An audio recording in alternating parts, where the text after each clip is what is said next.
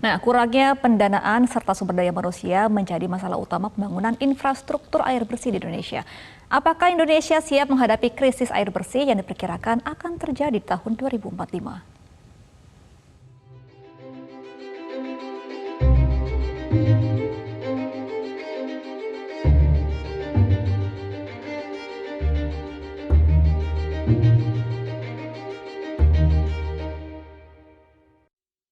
Cuaca panas yang terjadi di Indonesia bulan April lalu mencatat rekor tertinggi, yakni 37,2 derajat Celcius di Ciputat, Tangerang, Banten. Namun hal ini belum bisa mengkategorikan Indonesia terpapar gelombang panas atau heatwave, seperti yang terjadi di beberapa kawasan di Asia. BMKG menyatakan ini hanya siklus tahunan yang biasa terjadi. Meskipun begitu, paparan cuaca panas yang sering terjadi ini dapat menimbulkan efek jangka panjang, yakni salah satunya adalah krisis air bersih. Indonesia diperkirakan akan mengalami krisis air bersih pada tahun 2045.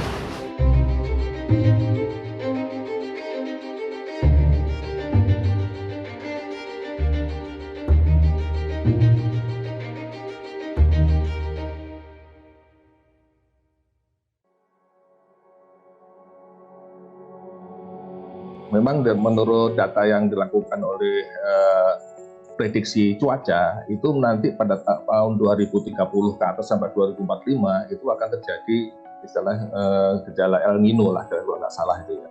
Dan itu di mana akan terjadi kekeringan di daerah wilayah di Indonesia terutama karena ada pemanasan global tadi. Nah sehingga apa? Sehingga yang dulunya itu ada air tawar kemungkinan akan turun, akan berkurang. Kalau kita bicara dalam 20 tahun ke depan tadi Mbak Niken ya, persentase terjadinya itu bisa jadi 50-75% akan terjadi lebih cepat. Ya. Karena apa? Satu, masyarakat kita sangat konsumtif terhadap air bersih. Ya. Air bersih kita ini benar-benar belum dianggap sebagai komoditas yang sangat penting sehingga digunakan secara hemat misalnya. Ya. Saya melihat justru banyak air sumber potensi air baku kita itu terbuang percuma. Mengutip laporan dari Badan Perencanaan Pembangunan Nasional atau Bappenas tahun 2020, beberapa wilayah di Indonesia seperti Sumatera Selatan, Nusa Tenggara Barat, dan Sulawesi Selatan akan mengalami kelangkaan atau krisis air bersih pada tahun 2045. Sementara di Jawa dan Bali, ketersediaan air bersih akan memasuki status langka hingga kritis di sebagian besar wilayah pada tahun tersebut. Proporsi luas wilayah krisis air pun akan meningkat dari 6% menjadi 9,6% pada 2045.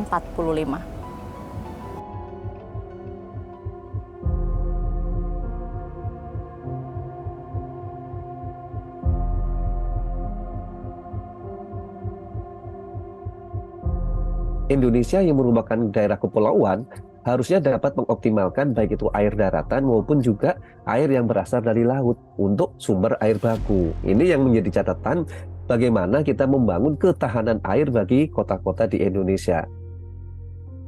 Kemampuan pemerintah untuk menyediakan jaringan perpipaan air minum itu juga harus dimaksimalkan dengan penyediaan sumber air bakunya. Ya.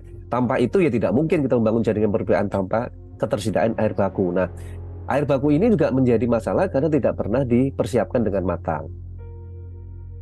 Sebenarnya kita juga sudah mengupayakan ya untuk kita menambah air bakunya. Kita juga membangun 61 bendungan ya untuk air baku. Nanti setelah bendungan-bendungan selesai dibangun, tentunya kita nanti juga akan segera tindak lanjuti dengan membangun pelayanan air minum di daerah-daerah yang telah dibangun bendungan-bendungan tersebut. Kalau ini tidak diantisipasi dengan serius, tadi kita akan mendapatkan efek berantai dari masalah air. Tanpa itu, kita akan menghadapi bencana air tadi yang tadi 20 tahun. Bisa jadi lebih cepat dari itu. Dalam jangka 10 tahun ke depan tidak tertutup kemungkinan tadi Mbak Niken.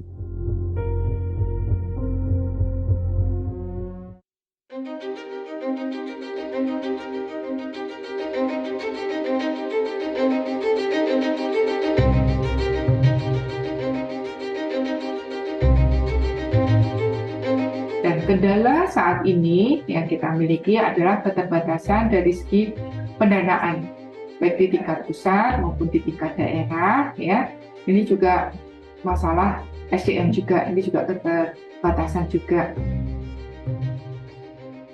Sebetulnya selain untuk pemerintah itu juga edukasi itu perlu pada masyarakat. Karena kalau edukasinya itu nggak kena, masyarakat itu kalau nggak tahu manfaatnya, dia nggak mau menggunakan, Mbak. Tidak hanya sekedar bangun, tetapi tidak ada masyarakatan atau sosialisasi dan sebagainya. Itu kadang-kadang yang kurang di situ, Mbak. Perubahan iklim telah menyebabkan cuaca ekstrim, ketersediaan air yang tidak dapat diprediksi, memperburuk kelangkaan air dan mencemari persediaan air. Tantangan-tantangan tersebut telah meningkatkan tekanan pada keberlangsungan sumber daya air dan ekosistem, termasuk resiko kekeringan dan banjir yang telah menjadi perhatian global. Apakah komitmen dan langkah konkret yang dilakukan pemerintah mampu membantu Indonesia terlepas dari kemungkinan krisis air yang diperkirakan akan terjadi di Indonesia tahun 2045? Dari Jakarta, Niken Riwu, Suarityasa, MGN.